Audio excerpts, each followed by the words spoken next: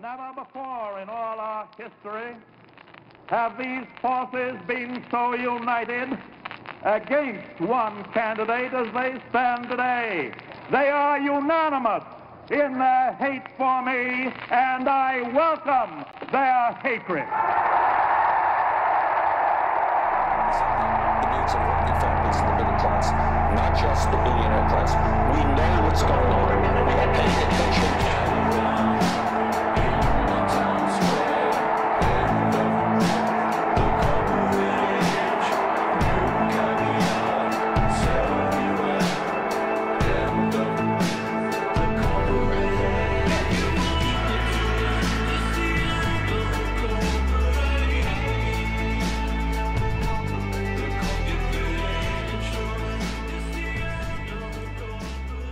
Hey everybody, we are live from Germany again, and I know it's Friday evening here. I'm looking at the right camera this time.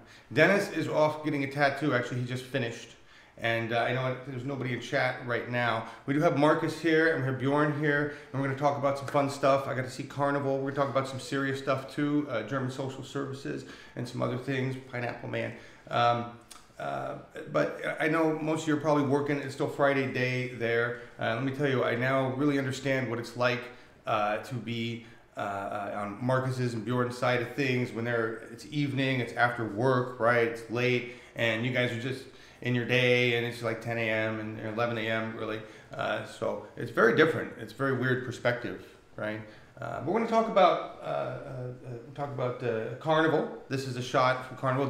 Those lovely ladies. Hello is the greeting, and I was terrible at the whole thing. Although my cat suit was a hit. So was the scorpion shirt, despite what they told me. But no, really, most yeah. It was an amazing time to talk to you. I've got new bad green screen backgrounds. Matter of fact, I'm going to make a whole new thing about that. Just green screen backgrounds that are horrible because it's fun. This is the water looking out from the Castle Benrath, which is where Markus actually went to school. It was a school for a period of time, and this is the waterfront, and then it's really just absolutely beautiful where it is, and we'll talk more about that and interesting things there. Markus, let me know when somebody does show up in chat. If somebody shows up. I can proudly announce that we got 4 guests so far. We have Katie, Juliet, Kendra, and Real Jingy. Hello, and welcome. Hey everybody. I'll bring everybody on screen in a second. I just want to go through some real quick things that are kind of important. Thank you all for joining us, ditching work or whatever you're doing on a Friday. Really appreciate that. When I get back, this has been a wonderful holiday. That's what they call it over here in Europe. They call it holiday because they get to take a lot of it. They get a lot more holiday than we do in America, and they know how to enjoy their time. Yeah, I'm generalizing, okay, there's things that are wrong here too. We can talk about some of that later. But when I get back, I've had time to get some energy, some anger, and build back some rage watching what's going on over there. I'm really feeling disconnected from it. I'm ready to revamp the programs. And so here we go. If you want to volunteer, you want to help us out, I'm just going to make that call, same as I've always done when we get back into the candidate season. Production assistant for booking is the most important role, and if anybody wants to help us take on that, that would be wonderful. The more help we have in booking candidates and helping scheduling all that shit, the more candidates we can interview. And we're going to go with a short program for We the People that's going to be 30-minute long program, but we're going to make it fun. It's not just going to be asking the same shit questions I've asked for the last whatever. We're going to turn it into a little game show with some added social interaction. So I'm going to change it up on that. But need help with production assistant, need help with content team. So content team, if you guys are ready to get kicking, it's going to be different. It's not going to be as intensive. It's going to be more interesting. It's going to be a lot more candidates. I hope that's the goal. Let me know. Social media, I'd love for somebody to take over the Twitter so that I'm not the guy raging on Twitter account. I mean, I would literally just let you, so anybody interested in doing that, we had some people that were doing it before, but I'm going to really try to focus on interviews and on getting out these live streams. So I'd rather have somebody else working the social media if possible. Okay, anybody who wants to do that. And remote live stream crews. Amos Elroy is in New York. He would be able to do a live stream or possibly interview some of the people down there. Nomiki Konst owes us big time. Yeah, just saying. So, but he doesn't have a rig and he doesn't have a tech person to help him. Right? So if we had teams of 2 people, We've got gear. I can send you new gear. We can work together with what you have to build you a remote rig if you want to capture interviews with people, do live streams, things like that. Those are all the things we used to do before.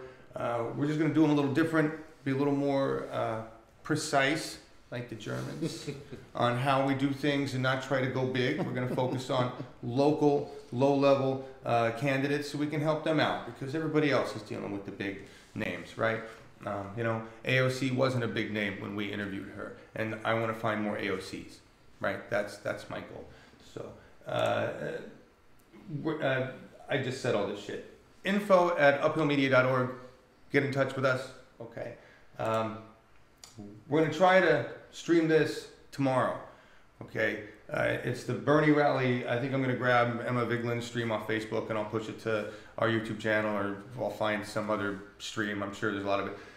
Really just want to do it to have fun with you guys and sit. We're doing the show today because Björn is here tonight and not tomorrow. So it would be better to do this. And because I wanted to cover the Bernie rally from here, it's going to be his first real one. Not the official start of his campaign, but just the first rally he's doing. And I thought, fun, let's do that, right? And we may have some footage because for our daytime tomorrow, we are going to the market and we are going to interview hopefully some actual real life German people and talk to them about what they think of the climate crisis. It'll be a climate focused, short questions, talk to a few people, and we'll have some clips from that. I've got some really interesting information to talk about. Just learned a lot just talking to some people, just Marcus's neighbors, Björn. So yeah, that's that. DPO 2019 candidate reorg is happening on the 8th. And this is actually really cool. It's sponsored by several of the counties. Not the DPO itself, but by many of the counties. Strange things are afoot in the DPO. I still don't hold that it can really do anything or accomplish anything. However, it looks like the progressives have a good opportunity to take power, and with whatever they can do with it, wonderful. Larry's organized this candidate forum. Anybody running for any of the offices in the DPO, the chair, the vice chairs, the treasurer, and a bunch of other stuff, they will have an opportunity to speak. We will be remoting in people. Ashley Terry will be doing the big old live woods, the whole big deal like we did with Nina Turner back in 2017. So watch that if you want. And it's also happening in Hillsborough. So if you're in Hillsborough, Oregon, you want to participate, Larry's got event information somewhere. We'll get that to you. And then on the 10th, we have the Progressive Oregon Cracking, the Democratic National Committee. Larry's going to talk about a lot of stuff involving the election. And this is for delegates. So this is also for people who are going to be electing those delegates to really understand what they need to know, how to tackle the Democratic National Committee. And you know, Larry, he's like the inside, he knows the stuff, and he's going to work with the strategies and the tactics. And he's been shaking the ground in the Progressive Oregon circles and making the DPO run. In my view, that's all I'm saying. But I've been trying to stay away from it. I'm just facilitating Larry's efforts, right? All right, now on to Humility Tour, and let's move on from that shot and break out everybody. Of course, I have it poorly cropped on Marcus. Let's just show Marcus. There he is in his Uphill Media shirt. Hey, everybody's Marcus. America, how are you? There's the rest of us flying in the scene. Hi, everybody. Now around this camera. Look up here. All right. What's the name of this building, Larry? Marcus? I'm not Larry. Yes. I know you're not Larry. This is an old warehouse, and it is from the 13th century. It's 1288, and this was typical for this era of Düsseldorf, of the inner city. These were the deliveries and supply houses, and now today it's a pub, and for quite a long time, since I can think, it's a pub. I was laughing because we were walking by, and I looked up at it, and I'm like, that's the address, right? 1288. Yeah, like, no, it wasn't. No, you dumb fuck. Things are really old here. Really old here. You know, we actually have some really old things in America, but we kind of destroyed them and forgot about them. I was talking about that with Björn earlier today. Hey, now that I have the screen up, I can say hi to Jilly Love and Kendra and Real Jingy. How you doing? Real, I'm sorry you missed the football. Was it you who was into the football? Sorry you guys missed that special. We got more views of that show by Germans.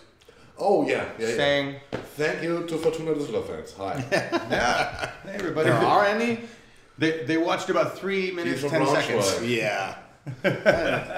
Pauli fan.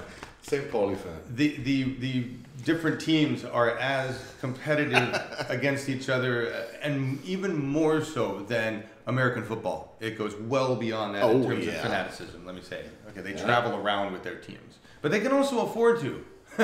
So we'll get into that. Hey, Juliet Nickel, Pat Hacker, how you doing? He says, hi, Candyman. Marcus, hi, Pat. How are you? How you doing? Good to see hi, you. Katie. Sorry I missed you.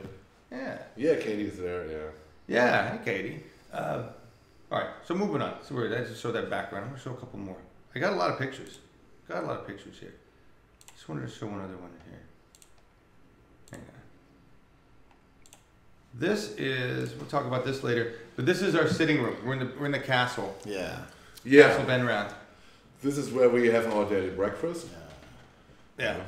You when you went to school there, right? Not directly in this room, but this is in this area, in this castle. Yeah, the first 3 years I went to school there. Yeah, it's actually a really beautiful place. Pretty cool. Kind of stupid why it was created just for a couple rich folks to hang out for the summer. But then they used it for more smart things. So you're the top 1%. Yeah? Dusseldorf is posh. No. Düsseldorf is kind of like no. It was not a private school. It was a public school. Yeah, it was a public school. So everyone. I'm just kidding, man. This background, Good for you. this background, this wallpaper is some expensive ass wallpaper. Yeah. What was it, like 90 euros a meter, square meter or square? One square meter is much more expensive than my carpet. Well, I mean, it's obviously worth it. So yeah, this was like, I don't know, satin silks. Interesting design though, because it has cacao beans in it. And the birds, and it was supposed to symbolize that he could get a hold of cacao beans, which was amazing, and serve his guests that, so big deal. Yeah. But I don't know, I just like that. I thought of all the things that were in the place, that was like bright and lively. Yeah, handmade from the 18th century, an original piece from the castle. Yeah, it's pretty cool. This is a painting of the grounds around Napoleon's time. So we're just kind of sitting on the banks, right on the other side there, right? Yeah. The first picture I showed you, that's on the other side. That's looking from that building you can see in the background there. Yeah. Isn't that neat? It was cool. I love this stuff. It was fun. I feel guilty though, because I'm over here enjoying this wonderful country and all the socialism that exists over here, taking advantage of those things. And you guys are there dealing with, wow, it just looks like a shitstorm that keeps getting worse and worse. And I've just kind of lost track. It's really hard to keep track of it from here when it's happening then, in the past. Then, yeah. You know what I mean? In the past, you mean nearly 3 weeks ago? Or what? No. 9 hours ago. since you came here. Because this is how I feel, you know? Yeah, that's true. We are doing so much, you know, and there's so much we see and visit and experience here. It is even hard for us to keep track what's going on anyway. Of course, we get the basic information. Yeah, but we go back to normal in quite a while, and and then we can go into details again. Yes, looking forward to that. Anyway, I thought the first thing I do is cover some serious stuff. And I had a conversation with Björn earlier about just being a German, right? And the differences and what I've noticed. And the realization that my perceptions are pretty messed up, okay? Because I'm seeing things through my view, and I'm getting a very slim view of things, you know, and so I always got to keep that in mind. But in general, I want to talk to Björn about some certain things. So this is the Germany versus U.S. segment, right?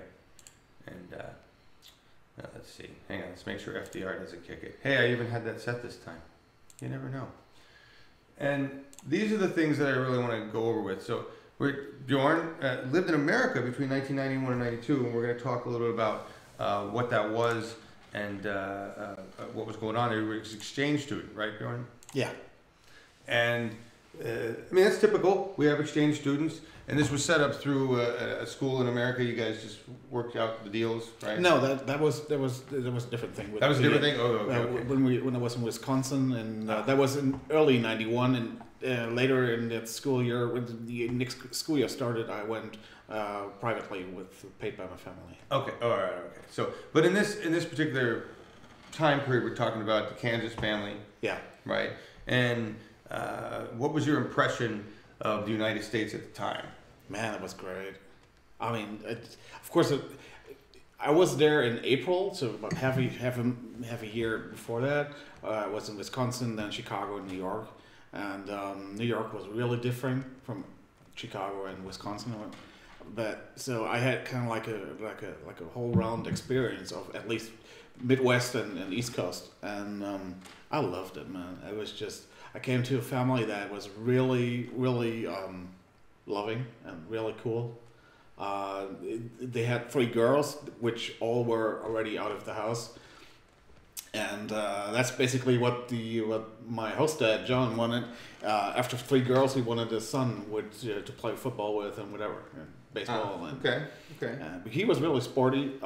He was probably not the brightest person in the world, but he was really top-notch person, and he was really sporty. He had a sports thing for college, but because he didn't graduate from high school, that didn't happen. Right. He was kind of running back and was recruited by Kansas, I think. Right. And they were religious, right? They were pretty. Yeah, religious. they didn't used to be. John was an alcoholic, and he was kind of like when he got over that by finding to his beliefs. So he was really religious, but in a positive kind of way. Sure, but I mean, we had talked about. I mean, I guess where I'm going with this isn't so much the religious aspect of it, because there's a lot of people in Kansas who are religious, right? And not even the incident with, kind of let's try to get him to go Catholic. More so so you were there 91, 92, well before 9/11. Exactly. And you say and had kept in touch with them, but after 9/11, that all changed. That all changed with the religious. I mean, they didn't really force me into it. At least they had kind of like 1 or 2 tries to do that, but that's about it. Evangelicals always do that. But after 9/11, that really changed. I mean, the whole interaction changed, and you kind of like the outsider look was just, that's not the America I fell in love with, basically. Right. So, and you were saying they were you were posting things that were more. An eagle, very patriotic, talking about I don't even remember what it was. Take our country back. Yeah, take our country back, kind of language. So quite a change in what you saw there, and just so that was the first year. You liked America. You thought it was a pretty good place. Things were okay, right? Obviously, you liked Bill Clinton, and so did everybody else. Of course, I mean that was just 92 was the election year, and. Of course, I was kind of like, I mean, you had the comparison to Bush Sr. and right. Clinton was just a breath of fresh air, kind of like what Obama was 16 years later. Right. Yeah. Again. Tell me about the option to go to college, though. Yeah, I was finished with my 10th grade in Germany, and we go to school till the 13th grade. At least then, today, there's the option to go to leave after 12. So I did not have my high school degree from Germany. I went to America, and of course I did not finish high school in America after that 1 year, but I did take the SAT. Right, you took the SAT. And we talked with the guidance counselor in school and arranged some stuff with some counselors from Kansas State University. And because my SAT scores were really great. And this was early, right? You weren't even finished with high school. No, I was junior. I was in that junior class in that high school, and like I said, I did not have my high school degree in Germany, but I had like something like a 2000 something SAT score. And that we've seen that with accelerated kids in high school. His German education prior to coming to America had kind of put him ahead because he had some duplication of classes when he got here. Yeah, right. It was basically. Like in math, we were about maybe a year and a half ahead of what the school in America was. Of course, I mean, if you take like English and English literature and American history, we of course did not have that. But well, you might have gotten a more truthful version. Yeah, but I mean, that's basically the German schools. What they really do is not really only teach you things, but at that date, that and that happened. They teach you how to. I mean, if you get new stuff. to cope with that and try to learn that stuff. Sure. So it wasn't. I mean, the text. What I really had to say, the textbooks in America were really good. I mean, it was really easy to get stuff out of that. Maybe back then, yeah. Yeah, and so it wasn't that hard to get good grades there. Yeah, that's good. But talk about cost. What was the real issue around going to college? So well, yeah, I mean, we figured out because of course I did not have any programs that supported me. It would have cost my family $13,000.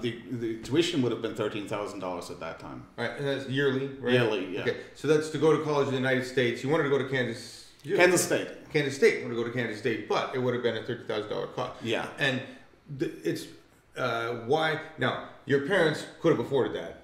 Honestly, yeah, we talked about that. Yeah. But the reason is really because in Germany, what was the cost to go to college? Really? No, nothing. Nothing, right? And that's, I mean, and here's the other thing. My stepson, Chase, while Karen was living in Germany, and she lived there for almost 10 years, maybe 10 years, he could have gone to Germany and gone to college. We encouraged him to do this. He wasn't interested, cool, but he wouldn't have been free, but it would have cost him far, far less than an education in the United States, right? So I find that interesting. I mean, who wouldn't make that choice, right? Yeah, I still think about it. I mean, if you think about it, I would have been done with college in 1995. Because it's shorter program? Is that, or what? Yeah, I made my high school degree in Germany in 1995. I would have been finished with college in America in 1995. So, I mean... okay, well, interesting choice. But for Americans, a different perspective, right? Very different perspective. And at the time... And probably I don't know, if I definitely wouldn't be the same person, one. And second, I probably would have stayed in America. Probably, that's right, that you did say that. Probably married and stayed in America. And who knows what I would have become after 9/11. Maybe living in Kansas, I would have become the same kind of fucker that they are. Interesting. Marcus, anybody have any comments or what do they think about this topic? We have two comments. One is concerning your Kansas City Chiefs. Hey, Kansas, what can I do? And I gotta say, look at guys, at what time he was there, it was not discussed, it was not that topic at that time as it is now. The racist aspect of certain things in football or whatever. Yeah, of course. You know, and of course. The other thing is, this comes from Snorky2K. He says he was only in America for a year, but he was almost passed for Wisconsinite. His accent is very Wisconsin. You know? I think it's quite nice, as you have only been in Kansas. No, I've been in Wisconsin for 2 weeks. Oh, okay. Clintonville, Wisconsin. And with the Kansas City Royals, the baseball team, the third base coach, he's from Clintonville, Wisconsin. Yeah? Yeah. Interesting. Okay. Interesting. Well, a lot of interesting connections. All right, moving on. So I'm going to keep on time with this. And thank you, everybody who's here. Good to hear from you. Let's talk about change in perspective. America 1991, America today for you. I mean, that's kind of like two different countries. The America I left in 1992 and I visited in 1993, 1996, 1999 were countries where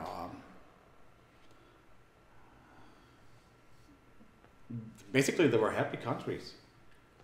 They were happy. What you saw of it anyway. Yeah, of course. Hey, I'm a white male in Kansas. You know, yeah. I mean, this you would never think that I'm not an American. No. And if you just look at me in Kansas, and so I've never experienced any racism there, mainly because I'm white male. And your English is great. I mean, you've got a slight accent, you know, but really. Yeah, and if you keep it short, I mean, nobody really knows. No. Right, so nobody really knows. So America today, not so great. I mean, first of all, like I said, the last time I was in America was 1999. So I only know America via the internet, via movies, via the news and all that.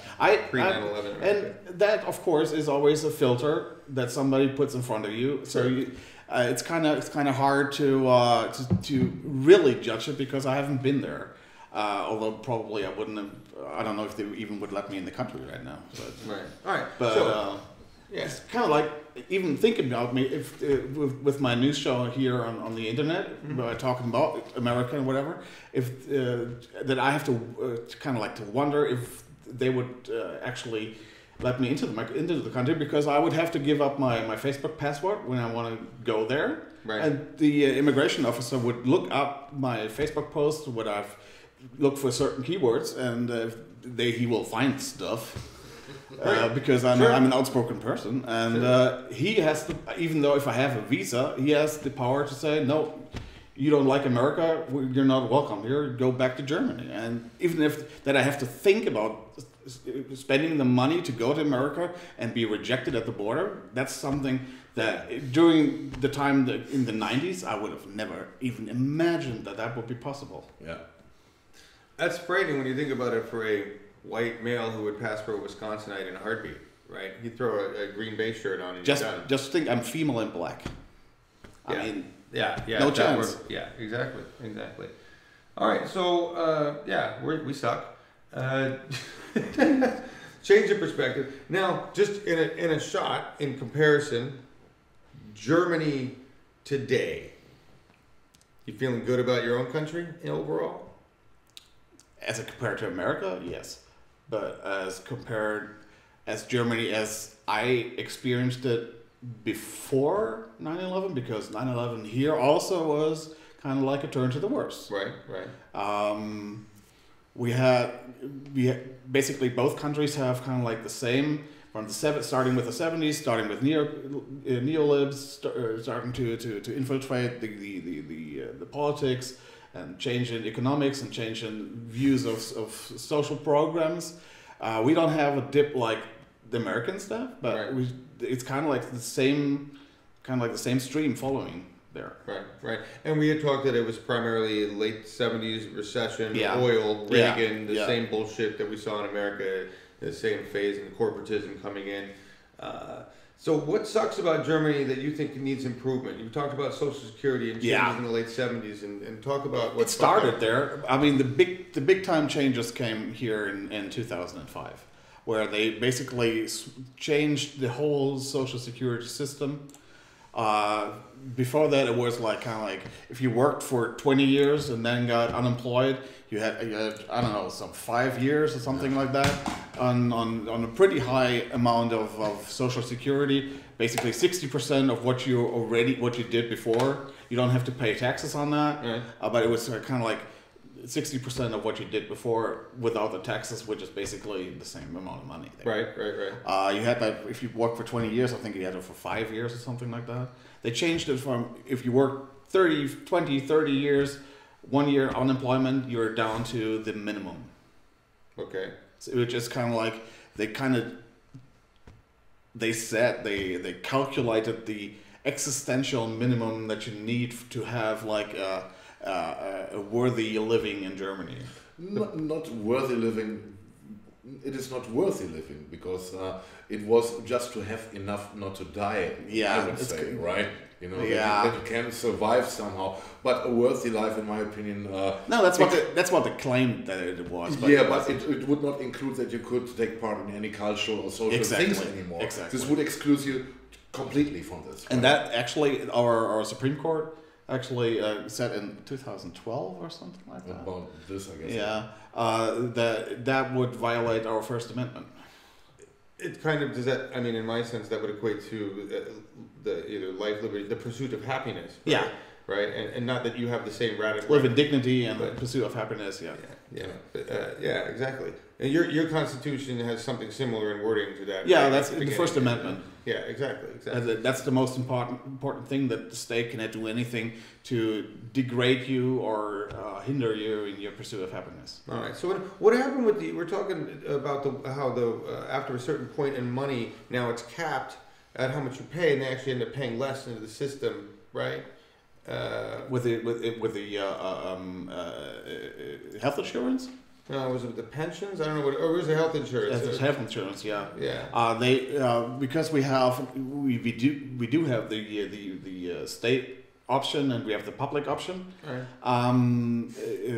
You can choose the public option if you're an employer, if you're a business owner, or if you have a certain amount of money. I think it's 5,000 euros, something around that, 5,000 euros per month.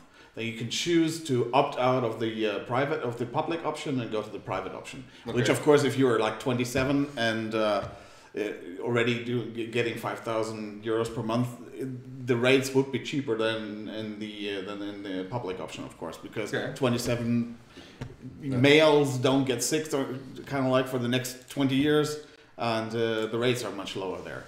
To avoid that, everybody who has the option to go to the private insurance, they kind of like kept it at right now. I think it's 4,400 euros. That's where they even if you get 5,000 euros, your what you have to pay for the insurance is capped at 4,400. So it won't get any higher, even though you earn more. And that's what you pay a year, 4,400 euros for your insurance. No,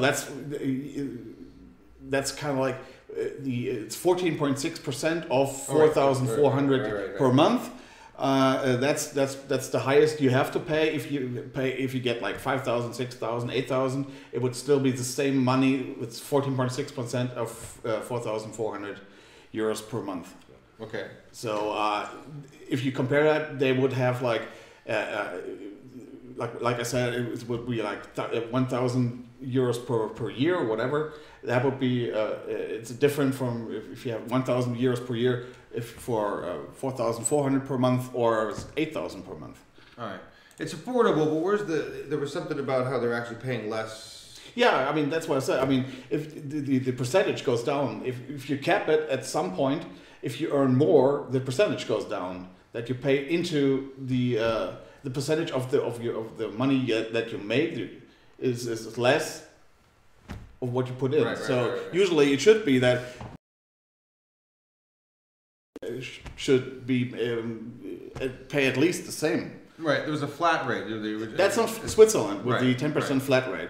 It doesn't matter if you get 10,000 franken. That's in Switzerland the currency. If you get 10,000 franken or if you get 1 million franken, it doesn't matter. It's 10%. And so if you get 1 million franken, you pay 100,000 franken per year for your health insurance. Could you think about that, right? So Germany's got decent healthcare, right? They've got some issues working with it. They've got this cap, right? So the really rich people aren't paying much more into it, right? And that causes obviously some problems or a lower standard of care overall, right? And probably difference in care between those who have less and those who have more. In Sweden, 10% cap across the board, and wow, now that's the rich paying their fair share, and apparently they don't have a problem with that. That's interesting. We could get there. You could get there. Yeah, America's far away. We are trying to get there. I mean, that's one of my things what I do in politics there. Yeah, you ran for office, right? Yeah, I did. Yeah. So you ran for local office? Yeah, the kind of like the one of the co-chairs on my local chapter in the party. Like the DPO only that probably has power or does something. Actually, it really does. I mean, we have like for the SPD, the party that I am, there are really two states that are really important. That is this state here, right here, Nordrhein-Westfalen, where Markus lives, and my state, Niedersachsen, and we are the second biggest chapter in Niedersachsen. So that it was actually really has some power if you're there in the leadership. Interesting. And he's not with the left party. Deniz is with the far left party. Yeah. He's with like more like the Elizabeth Warren-ish party, the center left party. Yeah, center left. Yeah. Even though I am on the left fringe of that party, probably. You're kind of the Alexander Ocasio of the, probably. of the left party, you want to say, right? Well, I don't know if I can completely agree to this. We'll give everybody a live shot of that tattoo, Marcus. You got the shirt right there. Already? Okay. Here, guys. Well, I'll pull up the slide, but there you go. Everybody see that AOC? Here we go. Yeah. It's a fantastic tattoo. Yeah. So you put my tattoo on your left arm then, or what? When I answered the question to another person. I think that's Deniz. Yes, I think that's Deniz, yeah. Let me say, Alex, in case you run for Congress, I would think about it. All right. There you go. All right. There you go. All right, well, I think Deniz is coming in, everybody. Yeah. Let's take a look what's going on in chat. We got a couple more. We're not through. We crashed through that. We talked about where are we at in time? Hang on a second. Look at time. We're fine. You know what? I can't even see. This is terrible. And I forgot my glasses. 2035. We've been talking a while. By the way, new Euro sweater. See this? I love this. It's the big wide collar. This reminds me of the uniforms from Star Trek II, Wrath of Khan. I always wanted That's one of those. right. And that's totally. That's right. It's like fucking hey. It doesn't have the big fluffy ruffle, but clothes. Well, yeah. Be thankful that you're not a red shirt. That I'm not a what? The red shirt? Oh yeah. With Star Trek? No, I'm a beige shirt. I'm Command. With the red shirt, they're always the ones who died when they went on the missions. They changed that with the new series. I know. CBS did. Because So, all right. So is Deniz here? Deniz has arrived there. All right. Deniz just got a tattoo, but we can't see it. We don't know. Is he done crying for us after his tattoo? No, but it was a long session for him. That's all right. Yeah, it was. It was a really long. More than 5 hours, he said. Yeah. 5 hours of tattooing there.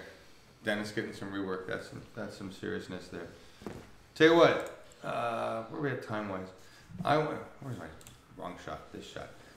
These shots broken out.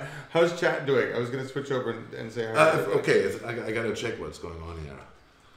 So we were going to talk about some other things, but I want to skip them because I think we've been talking too long about this other shit. And I think what I want to bring up one last couple things.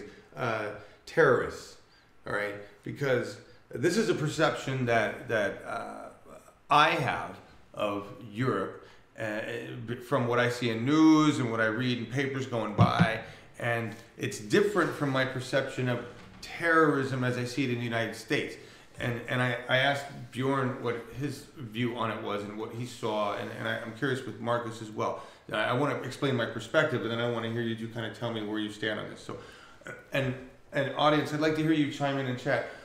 From wherever you are in the world and whatever perspective you have, what do you think of the terrorist level? And I use quotes because that's one of those terms. But there's obviously shit going down. There's car bombs happenings and people rioting and blowing things up. So I'm just going to call it all of that. In America, to me, terrorism is white Christian extremists with machine guns. Okay, and for the most part, our terrorists are that. And I worry more and more that that this is becoming an issue in our country.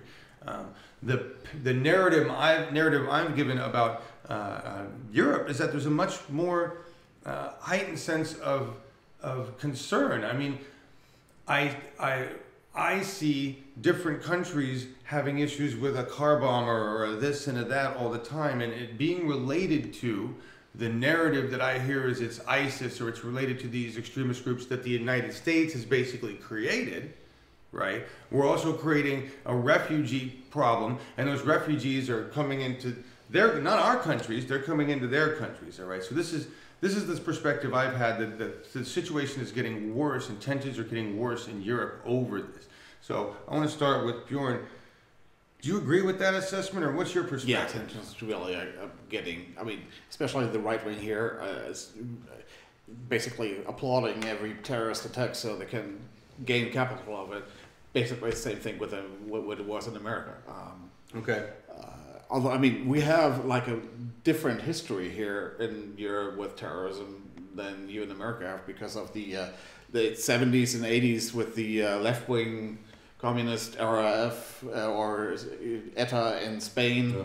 And one of my earliest memories is actually going through a roadblock where they thought that there were some RAF terrorists where they had this roadblock and policemen with machine guns and checking every car and because they thought that area would be terrorists, and that's one of my earliest memories. And I remember that one of the most disgusting newspapers in Germany, the Bild Zeitung, basically the National Enquirer of Germany, they gave out car stickers.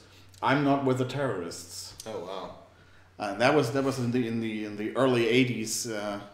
late 80s, and I really remember all those wanted pictures at gas stations and post offices for those terrorists, and that's we had we have that experience, and basically I thought that we learned from that experience that you don't, especially the police does not fight that terrorism. Only politics can fight that the terrorism, and only if you change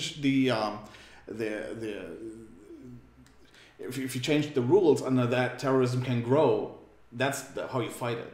And I actually thought that we learned out of that experience in the 70s and 80s, but apparently right-wing people still have some kind of feeding ground here with people, and fear always sells, basically. I think that terrorism is nothing which would have success here in Germany. The past showed it, because terrorism may exist, but it never would get the majority or the appreciation of the populace in Germany, or the public here. So as such, it failed, and it is no point to consider anymore in reality, And I think this is exactly the lessons we learned from the 70s and the 80s, as Björn said, from the Rote Armee-Fraktion, and who also tried to, I don't know what John is... No, keep talking. I keep screwing up the slide all around. I'm trying to get you framed. I like it. Kind of like an old roller coaster. I like it. He's talking all serious, and I'm making the shot move. It's okay. It's okay. Keep going. I don't get seasick. No, as Björn said, it is. We learned our lesson from the 70s, 80s with the Rote Armee-Fraktion, and this ideology or this attempt in Germany finally failed, and I hope it would not return in the future as well. And one thing I would like to add to that is every time you decide to cut down on rights and freedoms in the name of fighting terror, it's kind of like a win for ISIS and Al Qaeda and any terrorist in the world, because that's giving into that. And by not living your life and the way you want to live your life, but getting dictated it by fear and giving up freedoms because we have to, because we're afraid. That's giving into terror, and I think in Norway, after the Anders Breivik killing spree there, the right-wing killing spree there, they didn't change anything, not a single thing, and they did it very awarely, and actually said, we're not going to change our way of life because of terrorists. That was the right answer. And that is the right answer, and I wish our government here in Germany, our governments, especially at France and in England, would think the same way. And I think that is the only way to defeat terrorism, by not giving in and living your life and not giving in to those fuckers. Yeah. Wow. Yeah. It's just, I think we are just, in America, we're just starting to experience this kind of fear, right? Or the need to rise against it, which is tough, right? I guess I see one major difference to me that is causing screwing us in terms of being able to deal with it correctly, and that is narrative. How much do you think access to accurate media and state narrative news and information has played a role in your ability to deal with terrorism? Because in America, it's basically caused a shit show of confusion, because our media doesn't have to present anything that even resembles the truth. And my perception is that your media is more truthful. Am I wrong? Oh, I would not be so sure about this, because you got to see, in a moment when this happened, there is everywhere is hysteria. Yeah. And you also in the media, and the media gets the money out of the history. It means money. The more they have to report, the bigger the headlines, the better for them. And of trustful, it's a question. I experienced myself two occasions where I had to question what Germany what journalism in Germany really means, and I'm not so sure about this. On the other hand, from what I experienced in the past years, from what I saw in America in certain newspapers and journalism there might be a difference that we are still a little bit on the better side than you guys. That's my perception also. I mean, after the that attack in Berlin on the Brandscheidplatz, where that first attack, where some guy kidnapped in a truck and drove into a group of people. I think that, And I remember, I think I got like an hour later, I got notice of it, and they at some news stations in Germany, they already talked about terror, where they couldn't know anything really. I mean, they wouldn't know if it was a malfunction with the truck, if it was terror, if it wasn't terror. But they pushed the headline. They pushed the headline nonetheless, and and there were like 2 hours later, the first politicians came out and already condemned this terror. But they couldn't know anything because it was just 2 hours later, and the police had just started their investigation and everything. And we have that here too. And we're not as bad probably as in America, but we're kind of like at the same stage as 2005 probably in America. And we got to compare who owns the media. You know, in America we have a handful. How many do we have in Germany who owns? Not much more. Exactly. We have like 6 or 7 who basically own all the major media places here in Germany. Yeah. We do have the state media though, and even though that's considered a bad thing in America, to have like state-owned stations, like they're doing propaganda or whatever. Actually, we have state-owned stations that are probably the most accurate. Probably, yeah. They have some oversight that they are doing accurate journalism there, and if they don't, they do get fined and all that stuff. And of course, it depends on the journalist itself. Exactly. But I think the state of journalism is a little bit better than in America, but not much. Yeah. Like 10 years behind. Yes, that's about it. Yeah, that's a good comparison. Yeah, 10 years. Again. Great, outstanding. 10 years. Yes. 10 years, everybody. All right. What? Anything going on in the audience? The audience is so far discussing terrorism in general, and yeah. All right. Let's talk about some of these backgrounds. But no questions yet. In general to the discussion too. All right. This is a garden, the background of the palace. Isn't that beautiful? It's pretty. Yeah. It's really nice. And this is where we had our sports lessons, and I think in 2 hours it was normal to have 5 rounds around this. Trust me when I tell you that's longer than a football field. It is. Yeah. It is much. It looks like 200 meters. Yeah. Kind of like 200. I don't know. You know, I was a small boy and my legs were shorter. For me, it was even longer than it is today. Okay, but on the other hand, can you imagine if this was your freaking track, you posh fucker? I mean, seriously, who in America gets to run around a track with a swan pond in the middle?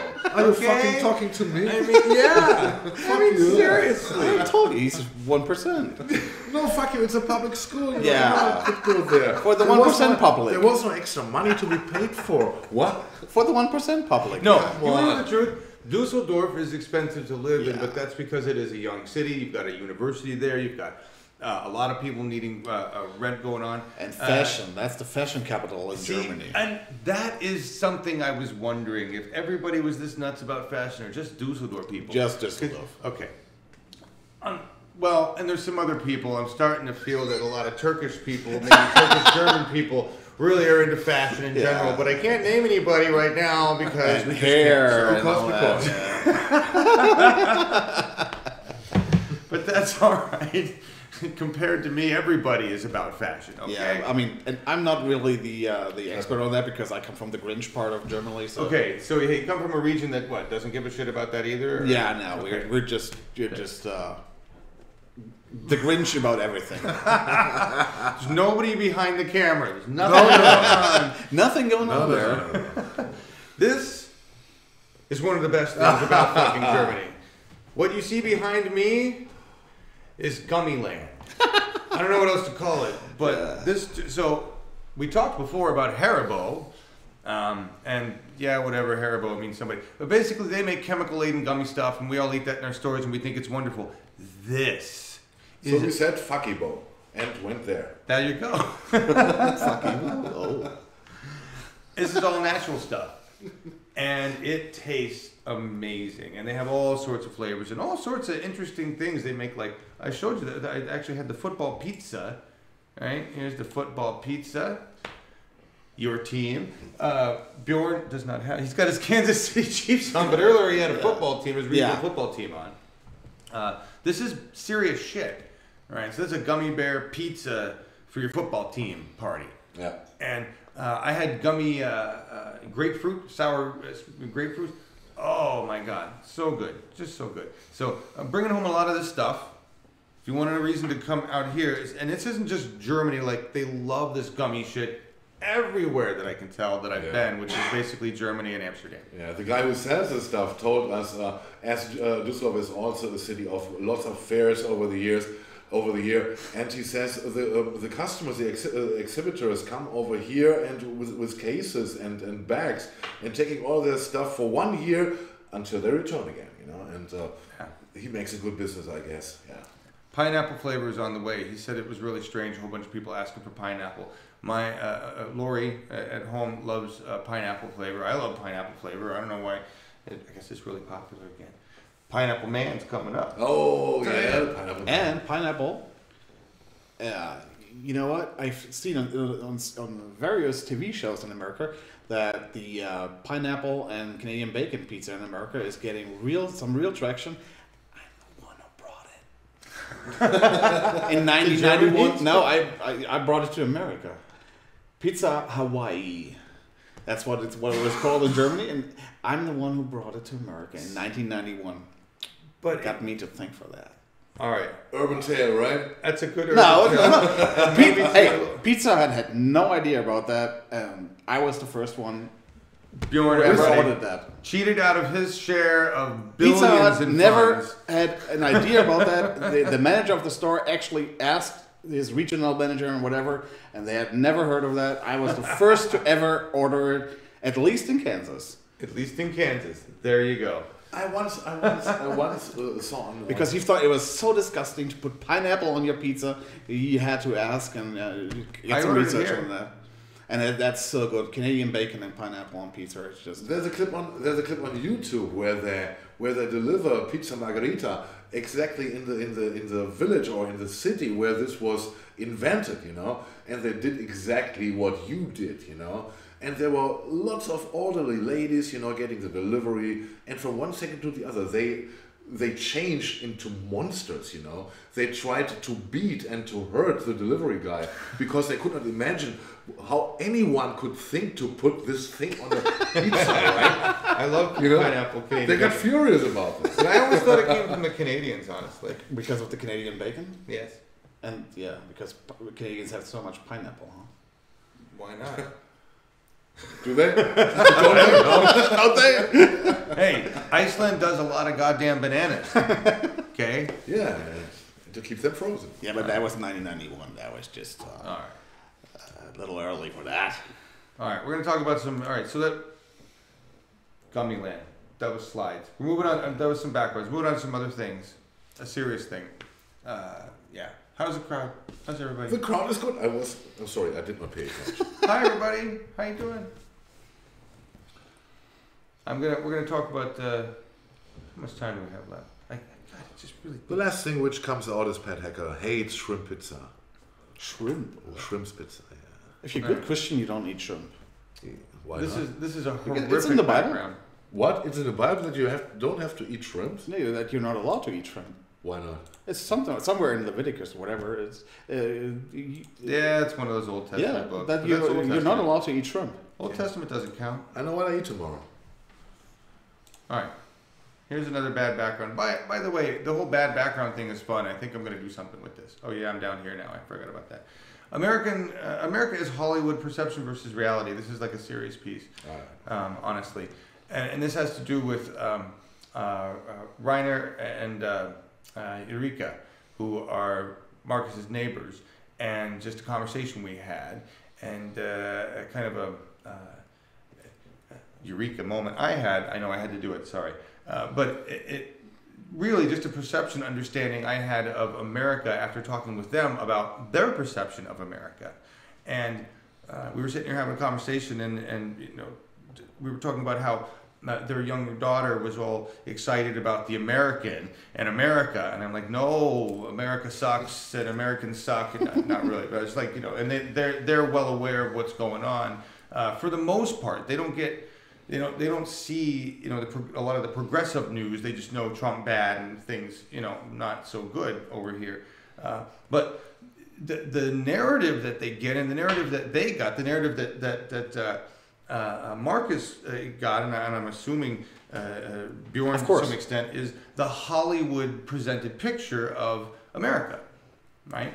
And it was interesting as they were telling me this, you know, when I was growing up, it was, you know, this actor, this thing, and we saw this, and California looked amazing, and, you know, everything was fucking awesome in America, and you know, Bo and Luke Duke or whatever, and then I realized that that's same with Americans. We're just now peeling back the Hollywood. I grew up believing a Hollywood version. We all kind of did to some extent. And waking up is realizing just how much of the shit, how much it sucks. That's so not even like that at all. It was really cool to come over here and have that experience with some, you know, connecting of people who just realize it in your own self. So I had to say that. I got some other pictures here. This is my fave. I made one of those optical illusions. See that? Not on purpose. That's just some of the flooring. Do you see how though it makes the black line on the left side not look like it's straight? See? Isn't that fucking awesome? I love when that happens. That's just some really nice flooring in the castle, everybody. This is what Markus got to go to school on. Come on, that's not fucking true. I mean, you know, we had what, linoleum, asbestos-filled linoleum in our schools. And he had ballroom lessons on that. Parquet flooring. We had huts. We were not Ballroom lessons. Yeah. Fuck you. We had to wear slippers in this place. I'm serious. I'm serious. Yeah, that's some hardcore right there. Actually, I'm going to tell you, we're going to talk about something that's kind of cool and gross at the same time. All right. This is it's not a Fabergé egg. Not quite, no. No. It's this is a flea trap egg, and the idea is cool. The reason it needed to exist is stupid. People stupid, right? In the 18th century-ish, and I'm paraphrasing the historians, so if I'm, you know, getting things off by 100 years, it doesn't really matter. Okay, it's the moral of the story. So for a time period, people decided in Germany, in this palace here, that bathing bad, access to good water not really affordable. Honestly, it was expensive for them to bring water into this palace. They run the infrastructure to make that happen, right? Clean water. They were worried about the dirty water, and they had some weird ideas about that shit. So they stopped bathing, right? Now, as a kid, I heard this story, you know, that there was a period in the Middle Ages when everybody stopped bathing. It was really gross, and everybody powdered up, and it was gross. But I never knew about how gross. like really gross. Like the need for a flea trap, many flea traps stuck in crevices all over your body, including your fucking fake hair, because of so many fleas. They would fill these with honey. Right? And to me, that's like a complete analogy for our vision of how we're dealing with the climate crisis. Right? Like, wow, things are terrible. I need to buy a gas mask. I need to buy a water filter. Right? I need to, you know, move, or I need to do... No, we need to stop shitting all over our planet. We need to bathe. Just need to bathe, and then we wouldn't need flea traps. And, you know, it's just, I don't know. Yeah. Right? Does that make sense? It makes sense. And if you look, it's another analogy to what we are doing with our waste, or nuclear waste, you know? Yeah. It's the same image, if you want to say. Yeah. They put it under my hometown. Yeah, yeah. Oh, so yeah, no, that's an interesting thing. Yeah. Germany that's is right where I live. Yeah. You guys you're closing your nuke plants now because of the Fukushima thing, but you guys were only your nukes, right? Your nuclear power. Yeah. Or you, and No, I think they sold them to RVA. No, we did not sell any one of them. But I thought you were phasing No, them out. they rented them out or something. They Like rented. We're not going to use them anymore, but somebody else can. Yeah, Is that no. But okay. So you got you're I have no other. I think, I mean,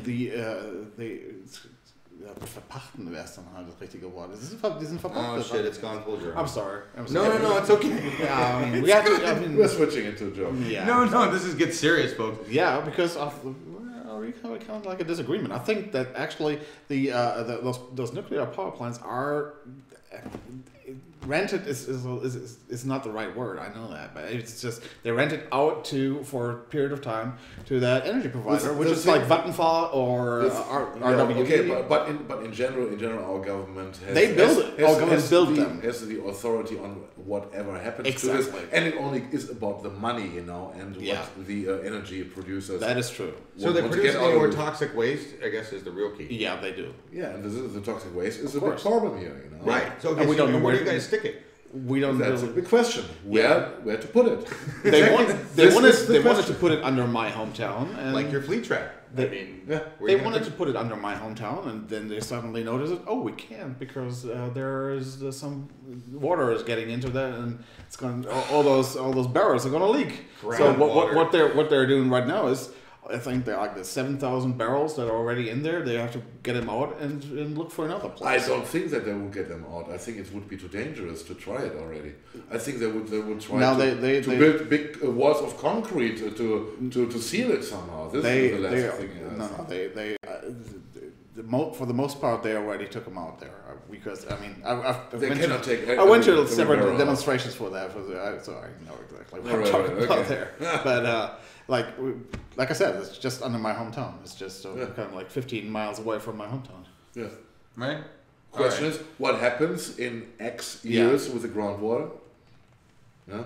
All right. So, so are they phased out or not? We don't build any new ones, and the ones that are there, they are like projected. I think the newest one is projected to run for another 20 years. So not okay. So we're not shutting them off, but I mean, we don't build new ones, and the ones who get over their expired limit, then they will be shut off. Automatically, yeah. And we've got They 10 years, reach the so limit. the 20-year runtime is kind Yeah, of I think silly. the lowest is 20 years. Yeah. Okay. But it doesn't really matter because I mean, Right. kind of like France is building all their nuclear power plants right on our border. So Yeah. That look, was- yeah, look at that's Belgium, right? France loves their nuclear power, apparently. Yeah. They're trying to convince the U.S. to get back in the nuclear power. I don't know why. Yeah. So it's the reason I bring this up because even at the same time we hear great things. We see in my Facebook feed, Germany shuts down 80 coal plants, blah, blah, blah, moving ahead, bold climate plan. They're not even going to come close to hitting their Paris Climate Agreement numbers. Nobody fucking is. And it's, it's just weak. Yeah. It's weak. In a country where, from where I'm sitting, they have a much stronger democracy than we have in the United States. A much more functional one at least. It's frightening. Yeah, we're cruising through here. This is good. Any comments from the peanut gallery? Oh yeah, I'm a bad chat. No, you're not. You were engaged. You were talking about nukes, and you got into all Yeah, German. yeah, I mean, yeah, shit. yeah. There was a long discussion about pizza and ingredients and what to put on pizza. The same discussion we had already. Yeah, All right. and Melissa, I see this here. Flea traps for the rich. Nice idea. Yeah. You want to crawl them in and. And the best thing about it, I mean, that was kind of like in the 1600s, 1,500 years ago, the Romans actually knew how to get fresh water from the mountains into their cities. Yep. I mean, it just, No, you wonder how stupid you have to get. I mean, Yeah. when people like 1,500 years before you know how to do this stuff. The cycles are pretty sad. It's Yeah. we've been this way before. All right, so just a couple more things. I just want to show you some other slides from the castle because I thought they were kind of nice. Seriously, no, this is stuff that I have a hard time with because I want we're not going to get all deep philosophical, but this is a picture of the main ballroom that was used once for one dinner, one night Yeah. that the one rich person stayed in the castle. Now, whatevs. The castle cost a lot more money than some other famous castle that she named, and you were like, "Holy shit!" What was that castle, Marcus? That was in Frankfurt somewhere. It was in Hesse, and it took them. It was his main castle, and at that time it took them more than 2 weeks to come over here to Düsseldorf to go in their holiday domicile, if you want to call it like this, right? Wow. And though I think the what was his name? I forgot his name. The ruler at the time of this castle became a little bit later also the kind of emperor or herzog from Braunschweig. And this when you're this talking happened, about the people in this place. Yeah. they had no opportunity. They had no opportunity anymore to go anywhere, anyhow, back to Düsseldorf, because this traveling would be far too long. You know, it was, as John said, only for one night only, and expensive fun. But the castle itself was built by the architect was a French dude, I believe, right? I think it was a French dude, and the place was 5 times more expensive. My point was trying to be that this place cost them 5 times more to build than the fancy place in wherever the other town was. Yeah. And that apparently was a nice castle, right? So this is a really spendy castle, even though it doesn't have like the grandiose stuff that you would think of like on a Disney tour of castle. Yeah, it's a summer castle. Yeah. Exactly. Anyway, so really expensive, used once, okay, but all right, now this is where we get into that. Well, what do I really this is beautiful. All right, it's amazing, and what you're looking at there is there's a net. There's angels holding like a fishing net, and in that hole, that's actually another balcony up there, and musicians would play in that area, and the sound would come down through the dome, and it would be heavenly and beautiful. And somebody who I can't name. And I wouldn't know this when I talk about it, but in the show Altered Carbon, okay, there's something similar in the uber rich guy's home where he has this mini symphony playing in this fucking gorgeous setting, and you're just like, wow, that's the most beautiful thing on earth. But I'm sure it cost the lives and sucked the blood of billions, right, to make that happen. And that's where I struggle with things like this. They're gorgeous, they're amazing, they're works of art, they're beautiful, but they're giant emblems of greed. Yeah, you know. Do you feel the same way, or should I just leave it alone? No, I think you're totally right. Yeah. And even though, I mean, kind of like you said, in Braunschweig, basically my hometown heroes. Yeah, I know. They own all this place here, but right, I mean, still, it's just. I mean, they built that shit over about 1,000 years, but still, it's greed. And a lot of people had to put their sweat and blood and tears into that, and especially if you don't use it. I mean, if you build that and then you use it for arts and theater or whatever. But if you use it just once, that's just a waste. Right. It is a waste. And coming back quickly to the what you said, to the ceiling John showed earlier. Yeah. The funny thing was, or the interesting thing was, that they did not position the musicians above there because of musical or what you say, acoustic reasons.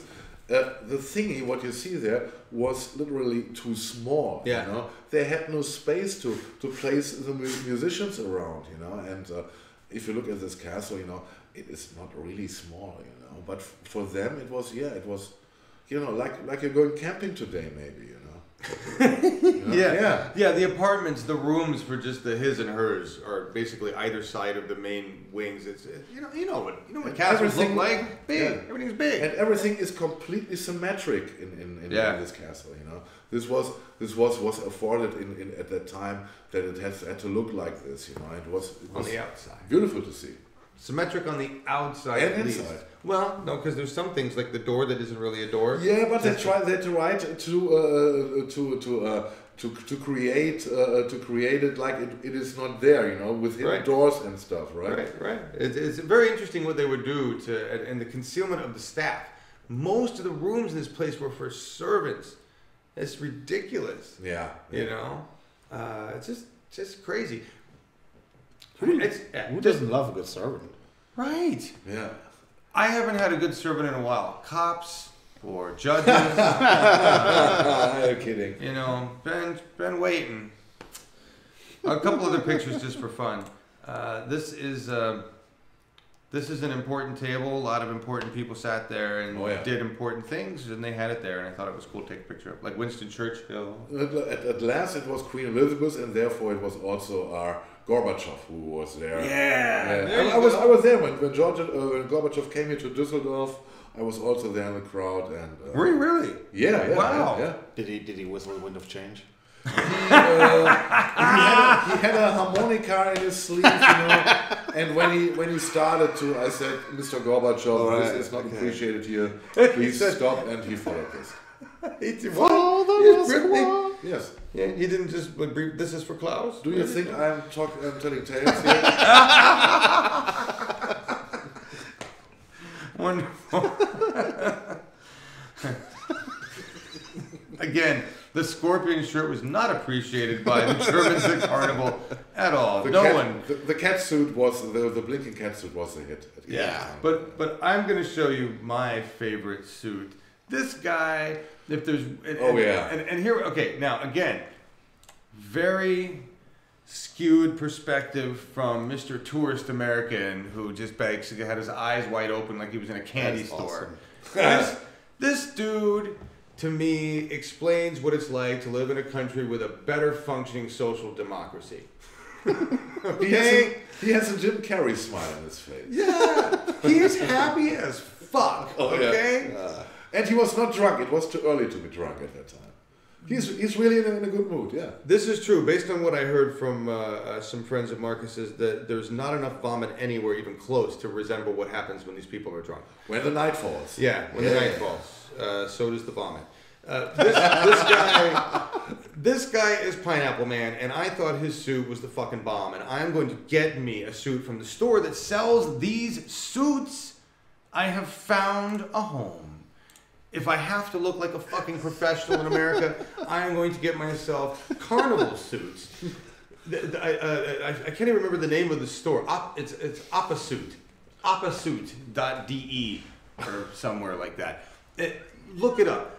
Amazing selection, blazers, full suits, so many different options, full cannabis ones, tropical stuff. The pineapple guy suit, which I'm getting me at least the blazer. But this way, Jake Uger really upped his game. He always has the blazer. He never wears a tie. Now I can wear a blazer too. There'll be blazers that fit me.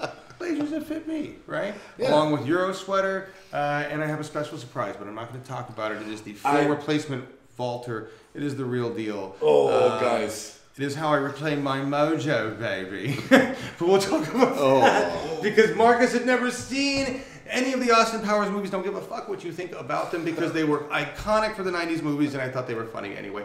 And he'd never even heard of the word shagging. And he has a crew cut shag carpet. So I had to show him what shagalicious really meant. And he really enjoyed it. Wasn't it a great cultural exchange? Kind of. That's not the type of carpet for a castle, though. I mean, no. But now we're going to watch the first one because he really liked the second one and wanted to see what happened in the beginning. So we're going to go there. Anyway, Pineapple Man, everybody. A guy who's really happy in his own country, right? Oh yeah, that's essentially what it is. And I don't know that's what I saw overall. What I saw was less unhappiness. And believe me, I walked around a lot of places, okay? It wasn't like I was just in suburban areas where Marcus lived. I went into the heart of the gritty... No, I didn't go to that. We were dancing on the crater of the volcano, literally. John took footage, and it's crazy, where you switch the camera around, and it was life-threatening, And they were so young, right? Yes. I have some footage here that I'm going to run a little bit of it. Give me 1 second here to pull this up. This is fun for everybody. Oh, one last slide. I forgot about the one last slide. These are the tattoos, right? Ah, yeah.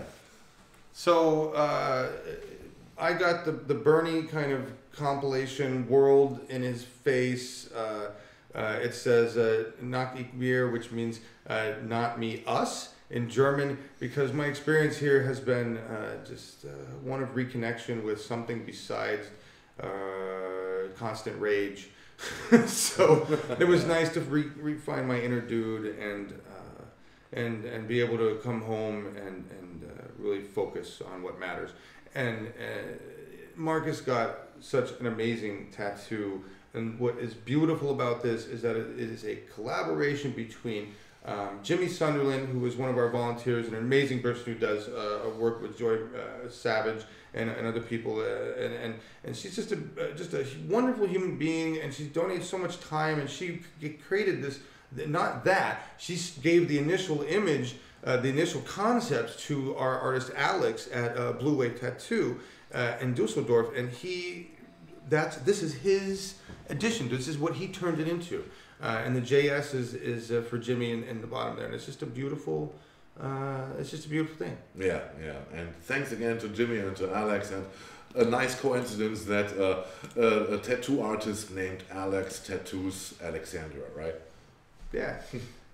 Jimmy said it adds a story, and she's right. It really does. Look at that. By the time I get a close-up of you where you're done talking, and now I'm just going to let it sit there for a while. Okay. That's okay. I'm used to this, I'm long enough for this. You really are. I know you are. Let it roll.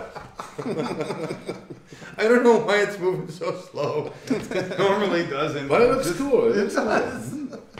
Until it gets not too fast and I get sick from it, then it's okay. See, I'm joking around. Larry was even saying I would never have done shitty green screen before. I'm like, whatever, shitty green screen. It looks nice. This one's not too Actually, bad. that looks very good. Actually, Yeah. Okay, but here, I want it's to... warmed up, maybe. I got this video. I got to show this. I loaded in some videos that I took, some footage.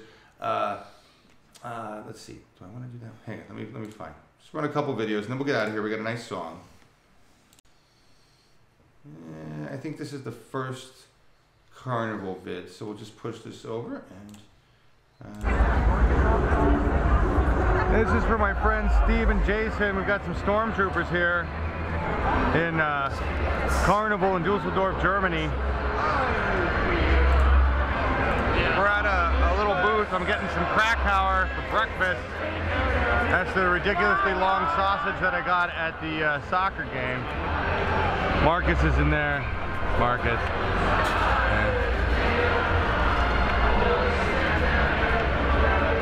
The Empire's everywhere.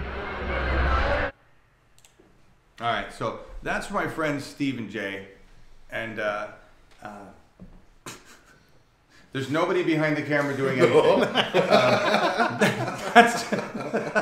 That's to my friends Steve and Jay. Steve hit me up on Facebook and asked me if I could get him some absinthe while I was out here.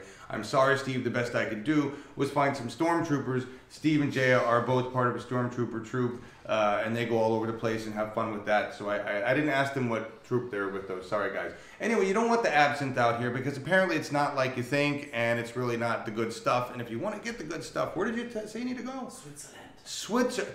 From nobody back there. Did you hear the wind whisper into the room? Yeah, ghost whisper. Yeah, so Switzerland apparently has the real deal, and maybe on my next trip I will get up that way because Lori has genetic family and stuff, and we're going to trace this next time, all right? Sorry, Steve, but, Stormtrooper cameo. Let's see, what else do I have? Here's just another little scene from the event here. That's Pineapple Man. Here, the old beer, one of the oldest beers in Düsseldorf. There's the action directly in front of the Uriga pub. Yeah. This isn't even crowded, okay? No, that's decent. And it's calm. I was there during senior citizen time and kid family time, basically. Yeah. That's what this moment is. All right, and then this one's one of my faves. Oh yeah. Markus and I are taking a break. The dancing Deniz. Yeah. Who's busting a groove? That's my boy. Go for it, Deniz.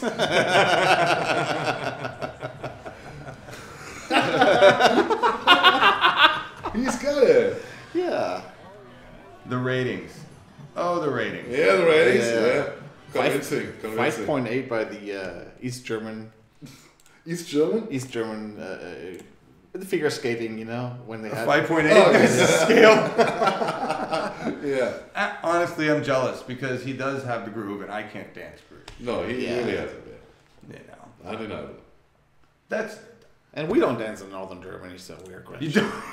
The Grinch Yeah, area. we just apparently. drink. That's all. We just This hold is why us. the nuclear waste. Okay. Yeah. So we shine a little bit brighter. Because nobody cares. Yeah, we just.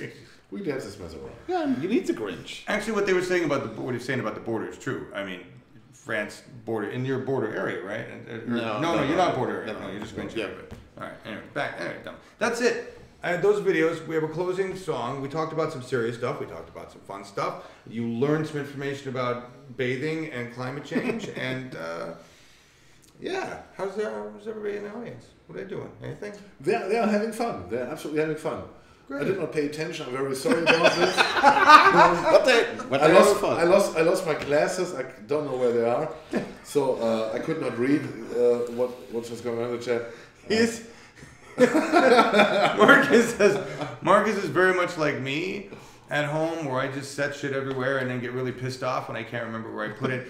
He does that here, all over the place. It's really bad. So it's like two senior citizens running around. Where did you put it? I don't know. Fuck you. We can't go anywhere without the keys. I don't know where my glasses are. Borrow mine. Where's my wallet? That's all we've been doing, basically. Not to mention the fact that the past couple of weeks were under the motto "Raiders of the Lost Readers," right? Yes, just Raiders. These are my Euro readers. Okay. Yeah. I have he not lost needed a these. new one because he broke his one. I broke mine. But they were cheap ass readers from Safeway. These are much better. These came from a European Safeway. They're much better. Anyway, and there's somehow cheese. There's been a lot of cheese that's been affecting our daily functionality. Oh, the cheese! Holy cheese! I'm not allowed to call it anything other than cheese on German It was cream YouTube. cheese. It was hard cheese. It was cheese in so many cheese kinds of cheese, right? Yeah. I You just don't picked up like some new cheese, right? It was. No, very you don't nice. like this cheese. Okay. No, you don't like the cheese. Yeah. Tomorrow, we're going to do the Bernie rally. Yeah. That's 5:30 p.m. our time. It's 11:30 Eastern time, and stupid 8:30 West Coast folks. We're probably going to go early because hopefully we'll have some videos from the carnival tomorrow. We're going early again, but we want to talk to people, ask them some questions about a short version of what we talked to Björn, just climate change. What do you think of what's going on politically? What do you think we need to do? I want to just get some other opinions. We're going to bring those videos to you. Do that before the Bernie rally. We will play the new Tony Tig, right? What a badass new song. I like it for a Bernie rally. I got to email, make sure we're cool on that. He's usually good with that stuff. Anyway, it'll be fun, and I'll pick up a stream and we'll watch it together and have a good time, right? So join us for that if you can. And that's it. Right? Yeah. Thank you, Bjorn. Thanks for watching. Thanks for having me. I mean, that was fun. Yeah. It's a good Great time. to have you. And thank you, everybody, for joining us. Ditching work Bye-bye. or whatever you're doing. Bye-bye. And we're going out. Enjoy your past. It's better here in the future with socialism, more of it anyway. What are we going out with, Marcus? No, we're going out with.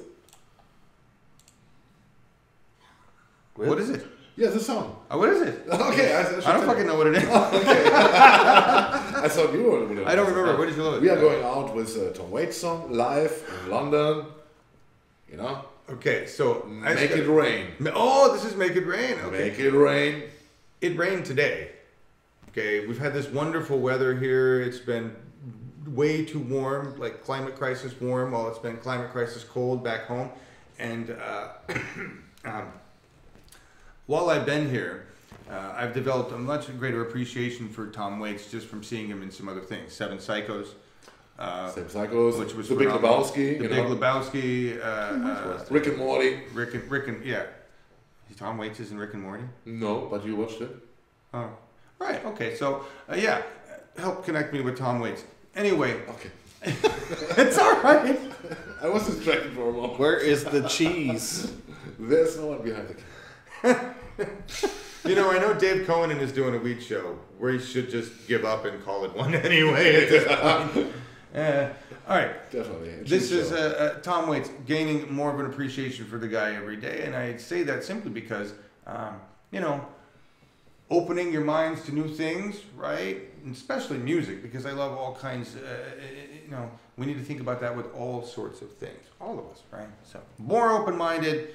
Yeah, if Laura Livengood catches this, yes, even me, Laura, liking Tom Waits more. I know you're thrilled. Watch the megaphone. Watch the megaphone. This is actually a powerful song. I like this. This is good. I don't know that I've seen this version of it. You did. I did. I saw that. All right, well, here we go, everybody. Tom Waits, Make It Rain. Bye-bye. Have a good one. Bye-bye.